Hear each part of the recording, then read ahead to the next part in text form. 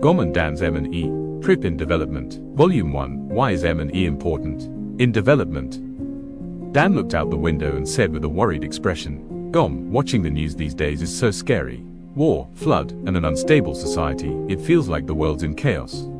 Gom replied, "Yeah, the world is in instability now. But, even within that, there are definitely things we can do." Gom pointed at the world map hanging on the wall. The Russia-Ukraine war is dragging on, and various conflicts are emerging in many regions. If the conflict continues to expand, the development field will also become unstable. So, does that mean the development projects we've been conducting might be suspended, or people in developing countries could be in danger? Unfortunately, many countries are reducing their ODA budget due to their own political issues, Gom said sadly. Dan replied with concern, and if the development budget gets up into things like the climate fund or security, the funds actually reaching where they're needed will decrease even more. The global atmosphere of the world has weakened, and the mindset of our country first has grown stronger. Gom said. Dan looked at the worn and frayed rope, said, "It seems the trust connecting nations has weakened." Projects without clear results over time can be considered a project that can be shut down, Gom emphasized. Dan said, "Oh, so we should clearly show the results of the development projects to keep conducting them." M&E isn't about saying everything is a success. It's the process of explaining why something failed and what was learned from the process.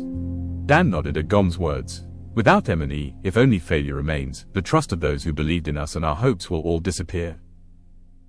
So, what is M&E? Gom explained. Simply put, it's the activity of checking whether the changes we expected have actually occurred and continuously reviewing them to achieve even better results.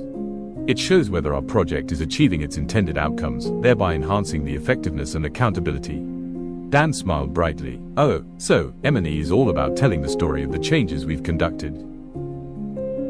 Dan asked, "So, M&E is just about writing good reports?" Gom replied with a smile. "No, it's much more important than that. M&E is like the blueprint you draw before starting a project. It's about planning what goals you'll achieve, what activities you'll undertake, and what results you'll achieve. In these times of resource scarcity, M&E is a shield that protects our project and a lighthouse that illuminates our path forward," Gom emphasized. Dan responded with a smile. "We must shine a light with our achievements so we can navigate this chaotic world without losing our way." M&E can feel complicated, Dan said.